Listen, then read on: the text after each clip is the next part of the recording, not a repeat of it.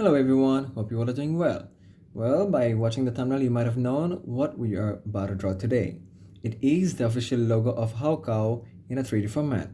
Now, the previous videos that we have been hosting in the Arko section was a bit of sarcasm and art along with, and it was really fun. I really enjoyed it. Now, this video is all about instructive ways and how you're gonna form the 3D formation of any substance or any logo or any other thing. And no more further discussion. Before I start, I would like to introduce myself. I'm Habib, a self-taught artist, and I do have a personal channel also.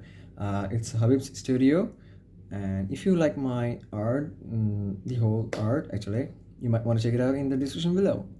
And at the end of the video, we will be showing a prize as a giveaway, and the criteria is given in the description below as well. So no more further discussion, let's roll it with an intro.